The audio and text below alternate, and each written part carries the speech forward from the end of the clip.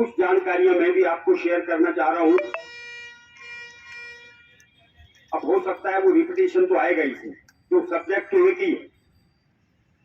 तो मैं शुरू करता हूं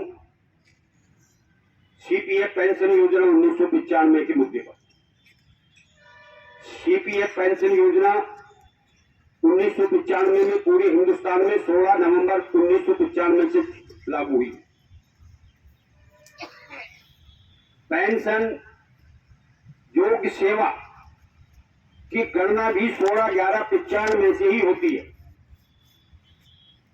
16/11/95 से पहले की जितनी नौकरी है, वैसे तो स्लेब पड़े हुए हैं, मैंने जो मोटा मोटा एवरेज उसका निकाला है, 16/11/1995 से पहले जितने वर्ष की सेवा है, प्रत्येक वर्ष के लिए लगभग 10 रुपए की ही पेंशन होती। अगर 16/11/95 के बाद पहले अगर किसी की 15 साल की नौकरी है तो 150 रुपये की पेंशन है। उसमें 16/11/95 के बाद की जो नौकरी है उस पर जो पेंशन बनती है, दोनों जुड़ के आपके पेंशन ऑर्डर में लिखी जाती है। अब 16/11/1995 से 31/5/2001 इसको नोट कर ले मेहरबानी करके, आपको गणना करते वक्त जरूरी होगा। 16/11/95 से 31/5/2001 तक किसी का कितना भी वेतन क्यों नहीं हो, पेंशन फंड के लिए मासिक वेतन की अधिकतम राशि जो निर्धारित थी वो थी 5,000। 1/6/2001 से 31/8/2014 तक पेंशन योग्य मासिक वेतन जो अधिकतम निर्धारित किया हुआ था वो था 6,500। 1/9/2014 से लगातार जो आज भी लागू है वो है अधिकतम मासिक वेतन 15,000। अब जो लोग रिटायर हो गए या जिन्होंने पेंशन ले रखी है, वो सीपीएफ ले रखा है और कार्यरत है, उनका भी पेंशन फंड इसी वेतन पर गया है। अगर इस अधिकतम वेतन से उनकी तनख्वाह ज्यादा रही है, अगर कम रही है तो जो वास्तविक वेतन उनका है उस पर गया है, अगर अधिक रही है तो जो मैंने आपको फिगर बताया है 8.33% हिस्सा ये पेंशन में गया है। यादव साहब ने जैसा आपको बताया कि जो कर्मचारी का हिस्सा है, जो तनख्वाह से आपका सीपीएफ कटता है 12%, वो सीधा आपके अकाउंट में जाता है, उसमें कोई छेड़ाछाड़ी नहीं होती। जो नियोक्ता अनुदान है 12%, उस 12% में से जो आपका पेंशन योग्य वेतन है जो मैंने आपको बताया, उसके ऊपर 8.33% नियोक्ता अनुदान में से वहां जाता है। शेष राशि आपके सीपीएफ अकाउंट में जमा हो जाती है जो 3.67% बचती है, क्योंकि वहां तो 8.33% ही जाता है।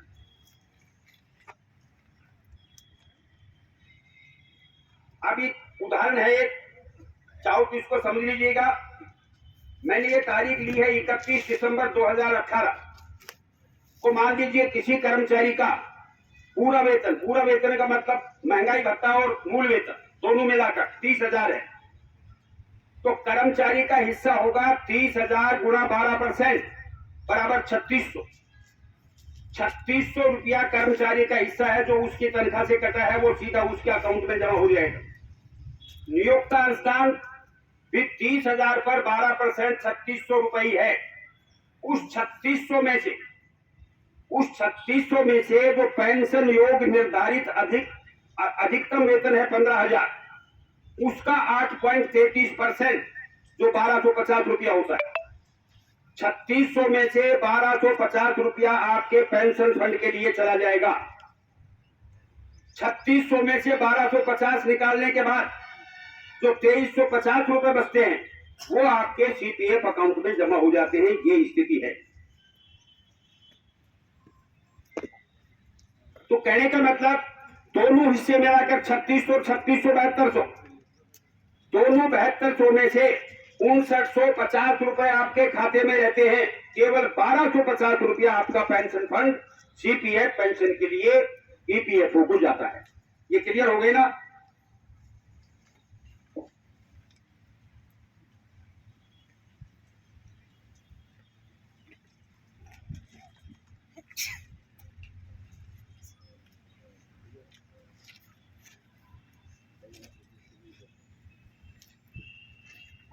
अब हमारे यहाँ दो तरीके के कर्मचारी हैं सीपीएफ में। ज्यादातर कर्मचारी वो है जिन्होंने सीपीएफ की पेंशन 58 साल की आयु पूर्ण होने पर ले रखी है। वो परसेंटेज बहुत ज्यादा है, शायद हो सकता है 80% हो, 85%। बाकी बहुत कम ऐसे कर्मचारी हैं जिन्होंने 60 साल की आयु पूर्ण होने तक पेंशन लेने का विकल्प दिया हुआ है। तो यहां पर समझने की बात यह है कि रिटायरमेंट डेट को भूल जाइए। 58 साल वाले भी भूल जाए और 60 साल वाले। केवल एक बात याद रखिए, 1/9/2014 से पहले जिनकी पेंशन शुरू हो गई है, 1/9/2014 से पहले जिनकी पेंशन शुरू हो गई है, उनको पूरे वेतन पर पेंशन लेने का विकल्प भरने का अधिकार नहीं होगा। ये कोर्ट का निर्णय है। इसमें 60 और 58 का चक्कर नहीं रहा। जो 1/9/2014 से पहले जिनकी पेंशन हो गई है उनको अधिकार नहीं। लेकिन इस संदर्भ में मैं आपको कहना चाहता हूं, पूरे हिंदुस्तान में 1/9/2014 से पहले जो रिटायर आदमी हो चुके हैं उनकी संख्या छोटी नहीं है, बहुत बड़ी संख्या है। रोडवेज में भी ये संख्या काफी है। मैं आज इस मौके पर आपको कहना चाहता हूं, उन साथियों को मायूस होने की जरूरत नहीं है। ये बात जरूर है, अभी जो 4/11/22 का निर्णय आया है उसमें वो कवर नहीं हुए। जैसा कि यादव साहब ने बताया, बहुत सी रिव्यू पिटीशन बाकायदा सुप्रीम कोर्ट में लग चुकी। दूसरी मिसलिनियस फुटकर एप्लीकेशन भी उसमें लग गई है। ये भी आदेश हो गया है, क्योंकि वो 4/11 का आदेश 3 जजों की पीठ ने दिया था। तो इन जो रिव्यू पिटीशन लागू हुई है, इनके लिए भी जो चीफ जस्टिस है सुप्रीम कोर्ट का, वो 3 जजों की पीठ जो है बनाए, जिससे कि ये रिव्यू पिटीशन इसमें सुनी जाए। तो अब उस रिव्यू पिटीशन पर हो सकता है 1/9/2014 से पहले जिनकी पेंशन हो गई है उन लोगों को भी कवर किया जा सकता है। ये भी हो सकता है नहीं भी किया जाए। कोर्ट के मामले में हम कुछ भी कहने की स्थिति में नहीं। लेकिन पूरे हिंदुस्तान में जो सेवानिवृत्त कर्मचारी है, ये कोई सीपीएफ स्कीम है, ये हिंदुस्तान की सबसे बड़ी स्कीम है। आज की तारीख में 28,69,00,000 लोग पूरे हिंदुस्तान में सीपीएफ ले रहे हैं। 28,69,00,000 और आज की तारीख में 74 लाख पेंशनर हैं। पूरे के पूरे हिंदुस्तान में बहुत कई संगठन इनके बने हुए हैं, इंडिया वाइड राष्ट्रीय संगठन बने हुए हैं। हमारे यहाँ जो एसोसिएशन है वो भी एक राष्ट्रीय संगठन से जुड़ी हुई सेवानिवृत्ति समिति है, कोई नागपुर से जिसका चलता है, उससे हमारी एसोसिएशन भी जुड़ी हुई है। टोटल मिला के जो मांग है उनकी, वो मैदानी संघर्ष की भी मांग है, भाई 9,000 की पेंशन किया जाए, डीए से जोड़ा जाए। पहले वो डिमांड थी 3,000 की। तो मैदानी संघर्ष भी होगा उसमें। अब आगे क्या होगा उसकी अलग बात है, लेकिन उन लोगों को मायूस होने की आवश्यकता नहीं।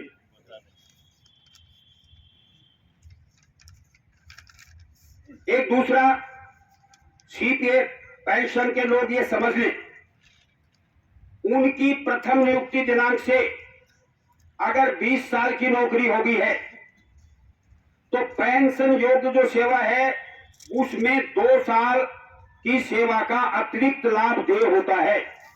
मतलब 20 साल की जिसकी नौकरी होगी, 16/11/95 से नहीं बता रहा हूं, प्रथम नियुक्ति दिनांक से अगर 20 साल की नौकरी होगी तो उसकी 2 साल जुड़ के 22 साल के आधार पर उसकी पेंशन होती है।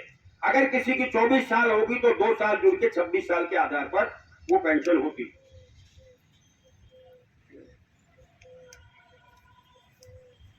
एक इसमें 16 पेंशन की तारीख है। आदमी की मान लीजिए 1/9/2016 से उसकी पेंशन शुरू है, तो 31/8/2016, एक दिन पहले रिटायर हुआ ना, 31/8/2016 से पहले के 60 महीने में जो वेतन मिला है उसका एवरेज निकाला जाएगा 60 का भाग देके, और उसके आधार पर पेंशन की गणना होती है। ये उसका फार्मूला है सीपीएफ का पेंशन का।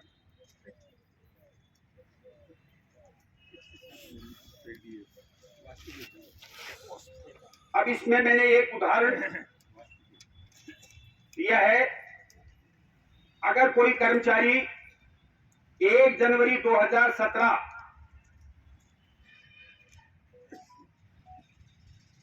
को रिटायर हुआ है तो उसके 60 महीने पहले का जो एवरेज निकलेगा उसका है 5 साल पहले जाएगा वो, तो 1/1/2012 से 31/8/2014, 1/1/2012 से 31/8/2014 तक 32 महीने होंगे। इस 32 महीने का पेंशन योग्य वेतन होगा 6,500। 1/9/2014 से 31/12/2016 जो उसकी रिटायरमेंट डेट है वो कुल महीने होंगे 28। उसका पेंशन योग्य वेतन होगा 15,000। तो जो पहले के 32 महीने हैं जिनको 65 से गुणा करोगे तो वो राशि आएगी 2,08,000। और जो लास्ट के 28 महीने हैं जिनको 15,000 से गुणा करोगे वो राशि आएगी 4,20,000। टोटल मिलाकर 60 महीने का वेतन होगा कुल 6,26,000। इसमें हम 60 का भाग लगाएंगे तो एवरेज वेतन एक महीने का आ रहा है 10,467 रुपया। तो पेंशन की जो गणना करेंगे वो 10,467 वेतन मान के करेंगे, न कि 15,000 मान के करेंगे। समझ गए?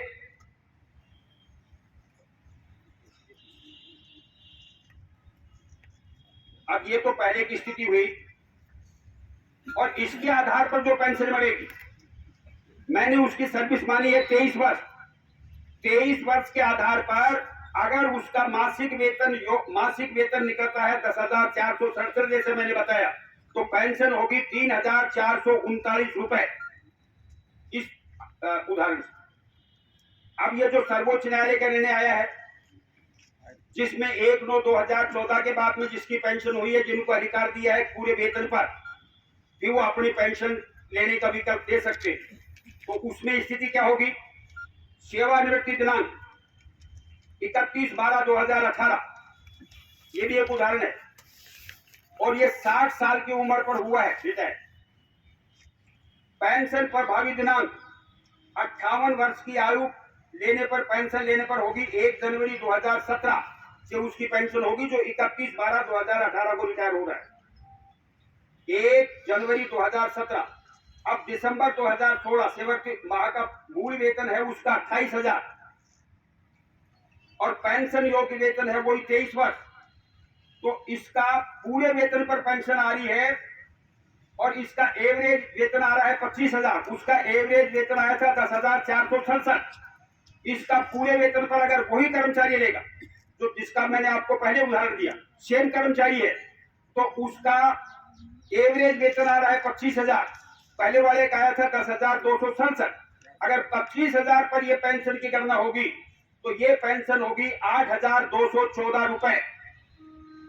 पहले वाली पेंशन हुई थी 3,439 रुपए। इसका मतलब जो आपकी पहली अभी पेंशन चली आ रही और अगर आप फॉर्म भर के रिवाइज कराते हो तो ये जो मैंने आपको स्टेज बताई है इस कर्मचारी की, इस पे उसको 4,775 रुपए प्रति माह पेंशन का फायदा होगा। जो आज मिल रही है उससे 4,775 रुपए ज्यादा मिलेगी। ये स्थिति उस कर्मचारी की रहेगी।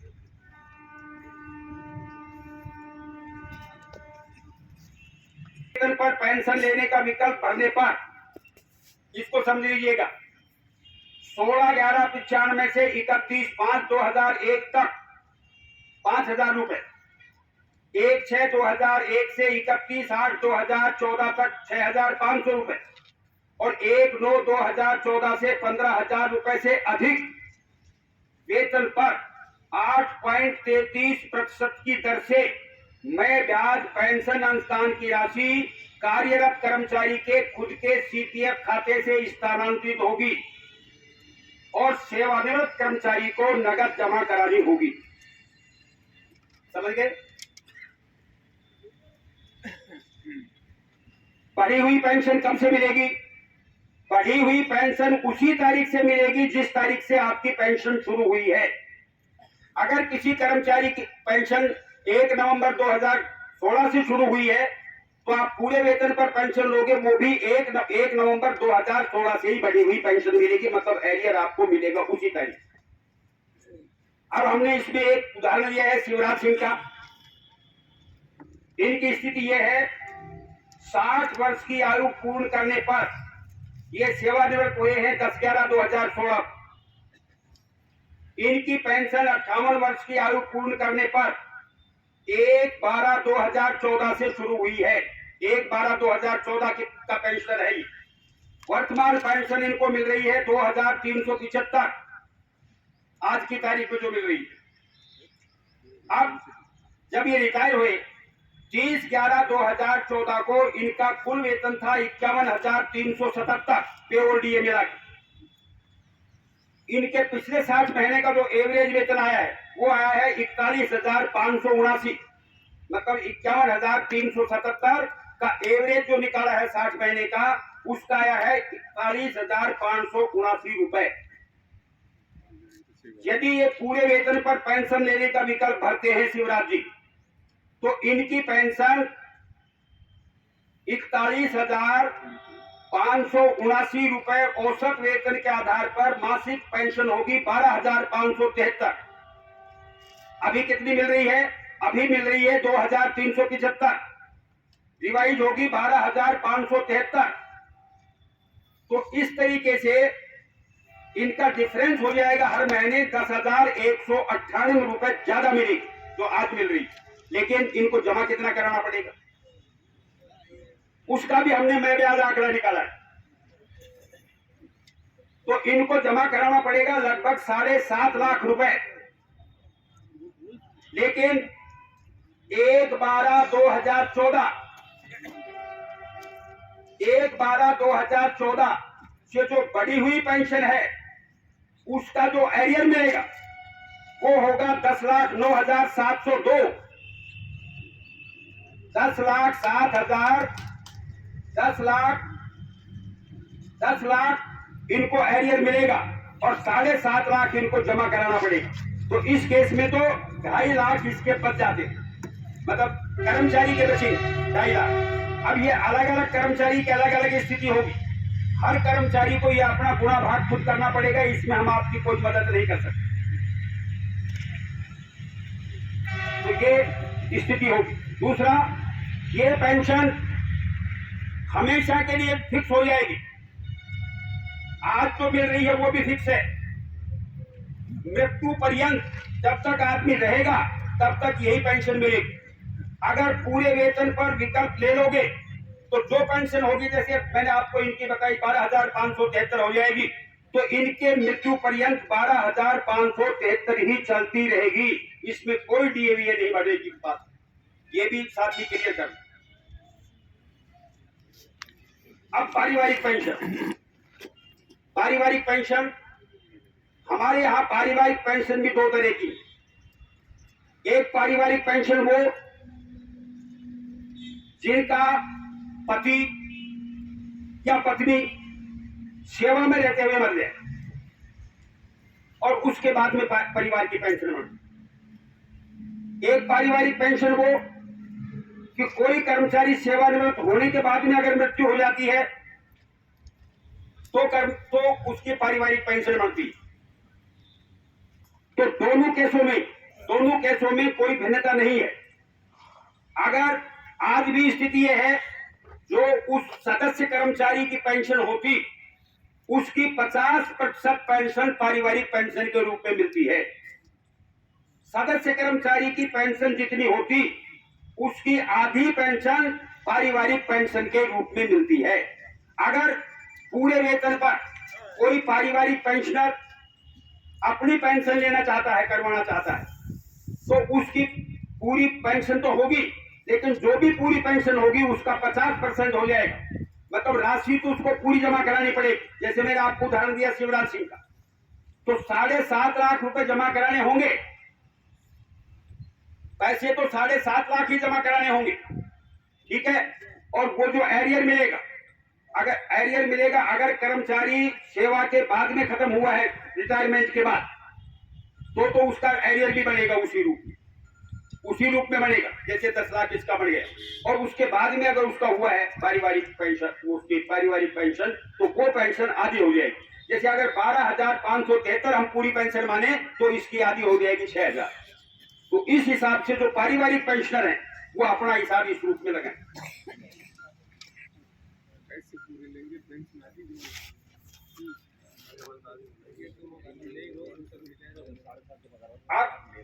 ओल्ड पेंशन स्कीम, इसके बारे में यादव साहब ने काफी बता दिया।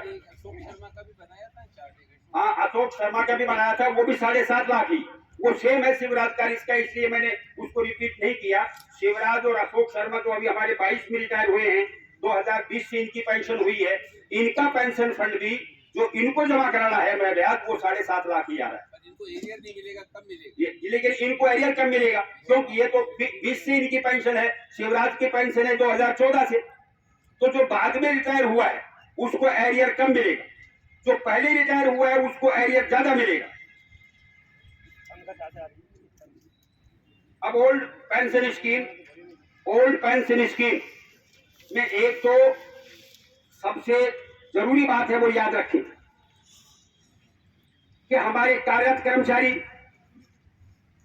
अगर ओल्ड पेंशन स्कीम में जाते हैं तो अब तक जो सीपीएफ पेंशन का फंड ईपीएफओ को जमा हो गया है वो उनको वापस नहीं मिलेगा। कभी वो हिसाब लगा रहे हो कि 1.5 लाख तो वहां से मिल जाएगा, क्योंकि उनको करीब करीब 1.5 लाख के आसपास एक एक कर्मचारी का फंड जमा हो गया है आज तक एक लगभग उसका राशि आ रही है 1.5 लाख। तो जो ओल्ड पेंशन स्कीम में जाना चाहते हैं वो ये मान लें कि ये तो मेरा बच्चे खाते में गया भाई, इसका कोई हिसाब नहीं है, ईपीएफओ इस पैसे को नहीं देगा। जो भी आपका पूरा प्रथम नियुक्ति दिनांक से कभी 12% रहा है, कुछ समय 10% भी रहा था पहले, वो पूरा का पूरा पैसा आपके सीपीएफ अकाउंट से ट्रांसफर हो जाएगा पेंशन फंड को। और हमने जो मोटा मोटा आंकलन किया है, यादव साहब ने भी बताया, वो राशि निश्चित तौर पर लगभग 25 लाख रुपए के आसपास होती है। तो 25 लाख रुपए उनके सीपीएफ में अगर आज की तारीख में जमा है तो वो सारे के सारे वहां से निकल के पेंशन फंड में चले जाएंगे। सीपीएफ में फिर आज के बाद में जो कटौती आएगी और जो रिटायरमेंट तक रहेगी वही उनको मिलेगी। ये भी वो साथी अपना ध्यान रखें इस बात।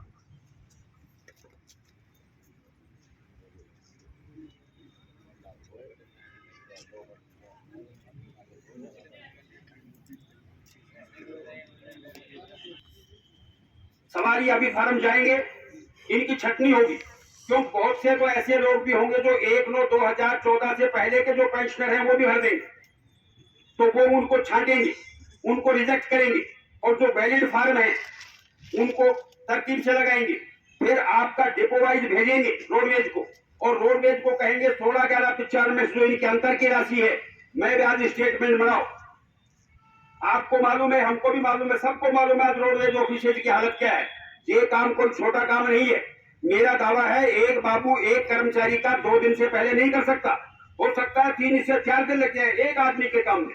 तो ये प्रोसेस बहुत लंबा चलने वाला है। तो इस बीच में तो मार्च अप्रैल तक तो आपका ओल्ड पेंशन स्कीम का आ जाएगा। मान लीजिए उस बीच में उनका लेटर भी आपके पास आ जाता है, भाई 7.5 लाख रुपए जमा कराओ। ओल्ड पेंशन स्कीम जो लेंगे वो अपना मालूम कर लें, उनको ओल्ड पेंशन स्कीम अगर लेते हैं तो कितना जमा कराना पड़ेगा, उस स्थिति में वो फैसला करें। और सबसे खास बात एक इस पर विचार करना चाहिए जो यादव साहब ने पिन पॉइंट करके कहा, लेकिन कहा ये कि भाई ये काल्पनिक सवाल है मेरा। ओपीएस वाले खास तौर पर रोडवेज के आगे के भविष्य के बारे में जरूर सोच लें। फिर न तो वो यूनियन को कहें न एसोसिएशन को कहें, हम तो दिल से चाहते हैं ये रोडवेज चले हजारों साल, ये कभी बंद नहीं हो। एसोसिएशन और यूनियन और दूसरे हमारे संगठन आप देख रहे हो पिछले 10 साल से लगातार हम रोडवेज को बचाने की कोशिश कर रहे हैं, किसी हद तक कामयाब भी हुए, लेकिन कह नहीं सकते आगे क्या हो। जिस तरीके की नीति आ रही है, मान लीजिए रोडवेज एक ऐसी स्थिति भी चली जाए कि वो जो काम कर रहे हैं उनको तनख्वाह देने की अगर उसकी स्थिति नहीं होगी तो भाई पेंशन की क्या स्थिति होगी। तो ये बहुत ही विचारणीय सवाल है। लेकिन ओल्ड पेंशन में ये भी है भाई, उसमें तो 2 साल में 2 बार डीए बढ़ता है तो उसमें बढ़ता है। कोई आगे वेतनमान भी आएगा तो उसका वेतनमान के अंतर्गत फिक्सेशन होता है। उससे बढ़िया स्कीम कोई नहीं है, इसमें तो कोई दो राय नहीं। लेकिन वो यहां पर मिल पाएगी या नहीं मिल पाएगी, वो सोचने का सवाल है। सीपीएफ एक गारंटी शुदा पेंशन है। आपको कम मिलेगी लेकिन गारंटी है कि जिंदगी भर मिलेगी। आप अगर खत्म हो गए तो आपको बीबी को मिलेगी। लेकिन भाई उसका तो हर कर्मचारी अपना विचार करे। हालांकि हम लड़ेंगे बचाने के लिए, कैसी रहेगी कैसी नहीं रहेगी रोडवेज, उसके बारे में हम बताने की स्थिति में नहीं। तो मैं समझता हूं आपके मुख्य सवाल क्लियर हो गए होंगे। फिर भी किस, और ये जो नई पेंशन है ये अप्रैल 2023 से ही लागू होगी। अगर कोई सेवानिवृत्त कर्मचारी ऑप्शन लेता है, मान लीजिए 2016 में कोई रिटायर हुआ और उसने ऑप्शन लिया, तो उसको पूरा पैसा जमा कराना होगा, जो मैं बता रहा हूं लगभग 20 से 25 लाख आएगा। लेकिन वो उसके लागू अप्रैल 2023 से होगी। वो ये नहीं समझे कि मेरी वो पेंशन, ये तो रिटायरमेंट 16 से है तो 16 से मेरे कैरियर मिलेगा, इस कैरियर नहीं मिलेगा। ये अप्रैल 2016 से ही मिलेगी, उससे पहले के इसका कोई पैसा मिलेगा नहीं। पैसा आपका आज तक का मैं ब्याज पूरा जमा होगा। अगर आप रिटायर हो गए 16 में तो 16 से लेकर जो 6 साल हो गए, इस 6 साल का ब्याज भी आपको देना पड़ेगा। जो रकम मान लीजिए उस वक्त 20 लाख होगी, तो उस 20 लाख का 6 साल का ब्याज जितना होता है वो भी आपकी ओल्ड पेंशन फंड में जाएगा। इन सारी स्थितियों पर मेरे ख्याल से ज्यादातर आपके सवाल आगे होंगे। उसके बावजूद भी अगर कोई सवाल है तो आप साथ ही पूछ सकते हैं, क्लियर कर सकते हैं।